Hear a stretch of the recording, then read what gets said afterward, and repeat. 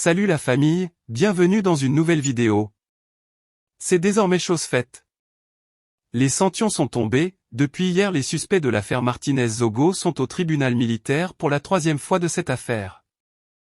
Il y a de cela un mois, plus précisément le 6 février 2023 que les suspects ont été interpellés et gardés au secrétariat d'État à la Défense dans le cadre de l'enquête sur l'assassinat du journaliste Martinez-Zogo.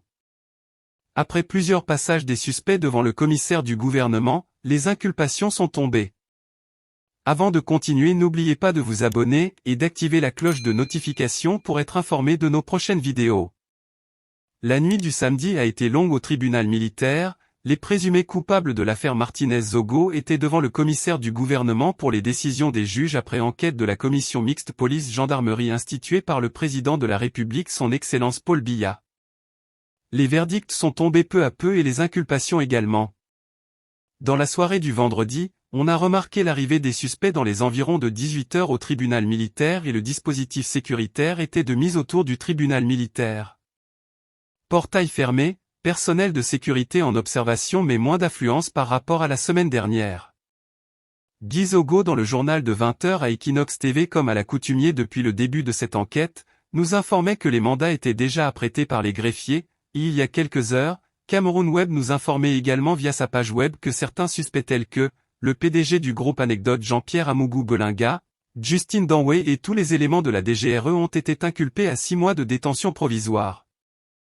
Il faut rappeler que ce n'est qu'une détention provisoire et non un jugement définitif des suspects comme peuvent penser certains.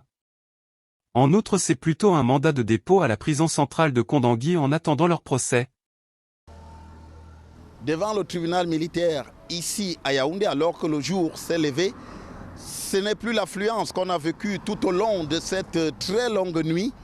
Les décisions du tribunal militaire ont été prises et effectivement, les suspects ont été placés pour certains en détention préventive. C'est le cas de Jean-Pierre Amougou Belinga, du commissaire divisionnaire Maxime Eko, directeur général de la direction de la recherche extérieure, mais du lieutenant-colonel Justin Danway et de tous les membres du commando. Ceux-ci sont respectivement accusés pour Jean-Pierre Amougou Belinga de complicité d'actes de torture, pour le lieutenant-colonel Justin Danway et tous les membres du commando, de filature, d'enlèvement et de torture. Pour ce qui est des personnes libérées, on enregistre notamment le cas de Bruno Bidjan qui a été remis en liberté provisoire, qui comparaîtra donc libre, mais également le colonel Raymond Thomas Etundisoué qui a été remis en liberté, ainsi que 4 autres personnes dans l'entourage de Jean-Pierre Amougou Belinga, le président directeur général du groupe de télévision Vision 4. Suite à cette inculpation de Jean-Pierre Amougou Belinga, la responsable de la communication du groupe L'Anecdote Inès Belinga a fait une sortie dans laquelle elle informe l'opinion publique nationale et internationale que le PDG du groupe Anecdote a été placé sous mandat de dépôt à la prison centrale de Kondangui pour complicité de torture par aide.